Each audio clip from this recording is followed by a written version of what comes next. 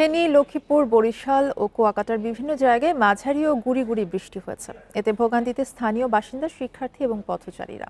এ বিষয়ে আরো জানাতে ফেনী থেকে আমাদের সাথে যোগ দিচ্ছেন সহকর্মী সমীর উদ্দিন। সমীর, রাত থেকে ভারী বৃষ্টিতে কিন্তু বিভিন্ন জায়গায় বিভিন্ন সড়কে কিন্তু জলাবদ্ধতা তৈরি হয়েছে। কি পরিস্থিতি দেখছেন এখন এবং জনভোগান্তি কেমন দেখছেন? বান্ডেল থাকলে প্রতি সেনমানিতে টাকা বাঁচবে। বিকাশ সেনমানি বান্ডেল কিনে জিতুন প্রতি লেনদেনে।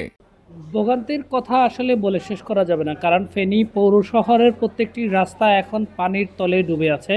কারণ রাতভর যে পরিমাণ বৃষ্টি হয়েছে, প্রায় ফেনীতে 117 মিলিমিটার বৃষ্টিপাত রেকর্ড করেছে গত রাত 12টা থেকে আজ 12টা পর্যন্ত। 24 ঘন্টায় এই বৃষ্টিপাত রেকর্ড করা হয়েছে।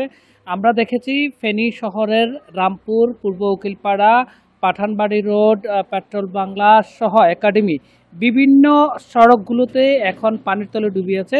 স্থানীয়রা অভিযোগ করছে ড্রেনেজ ব্যবস্থা সঠিক না থাকার কারণে এবং যে জায়গাগুলোতে নিচু এলাকা আছে সেই জায়গাগুলোতে আসলে পানি জমে এই জলাবদ্ধতা তৈরি হয়। ফলে এখানকার যে স্কুল কলেজগামী শিক্ষার্থীরা আসলে বিপাকে পড়ছে। তাদের আসলে চলাফেরা এত বেশি কষ্ট হয়ে যাচ্ছে যে তাদের যে পরীক্ষা দিতে যেতে তাদের অনেক কষ্ট হচ্ছে।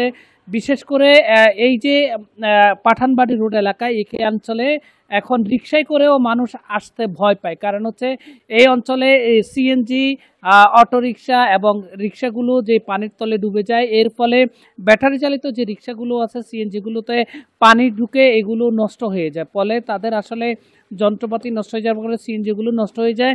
ফলে তারা আর এদিকে আসতে চায় না। ফলে এখানকার যে বাসিন্দা তাদের বেশ কিছু ভোগান্তি পোহাতে হচ্ছে। আমরা জেলা প্রশাসনের এখানকার যে পৌর কর্তৃপক্ষ, এখানকার পৌর প্রশাসক আব্দুল মোহাম্মদ বাতেনের সাথে কথা বলেছিলাম। বাতেন বলেছেন যে এই পানি দ্রুত নিষ্কাশনের ব্যাপারে তারা কাজ করছে, তাদের যে টিম আছে তাদের টিমগুলো কাজ করছে।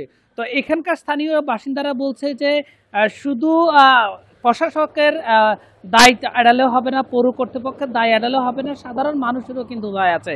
কারণ তারা যেই ড্রেনেজ ব্যবস্থাগুলোতে প্লাস্টিকের বোতল, বর্জ্য এই ড্রেনে ফালানোর কারণে ড্রেনগুলো বন্ধ হয়ে যায়। ফলে অতি বৃষ্টি হলে পানিগুলো সরতে পারে না, ফলে জলাবদ্ধতা তৈরি হয়। এতে সড়ক যেমন নষ্ট হয়, তেমনি পৌর এলাকার যে যান চলাচল, যাত্রীবাহী মানুষ, স্কুলগামী শিক্ষার্থী এবং সাধারণ মানুষ অনেক বেশি বিপাকর। বেশিরভাগ পাড়া মহল্লা যে সমস্ত ব্যবসা প্রতিষ্ঠান আছে তাদের ব্যবসা একদম লাটে বসেছে। কারণ হচ্ছে যখন এই পানি থাকে তখন মানুষ আসতে পারে না, ফলে দোকানের ব্যবসা বাণিজ্য একেবারে বন্ধ হয়ে যায়। ফলে তারা আসলে ক্ষতির সম্মুখীন হয়। তারা বারবারই বলছে এই জলাবদ্ধতা নিরসনে জেলা পৌর প্রশাসকের খুব দ্রুত স্থায়ী একটি সমাধান তাদের জরুরি স্থায়ী ব্যবস্থা করার জন্য তারা পৌর কর্তৃপক্ষের কাছে আবেদন জানিয়েছে।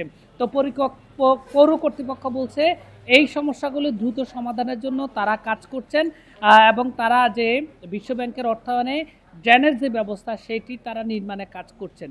স্থানীয়রা বলছে কিছু কিছু জায়গায় ড্রেন দরকার না হলেও সেখানেও তারা ড্রেন করছে। এই ছিল আমার কাছে ফেনীর বিভিন্ন জায়গাতে জলাবদ্ধতার সর্বশেষ তথ্য। সমীর উদ্দিন জানাচ্ছিলেন ফেনী থেকে।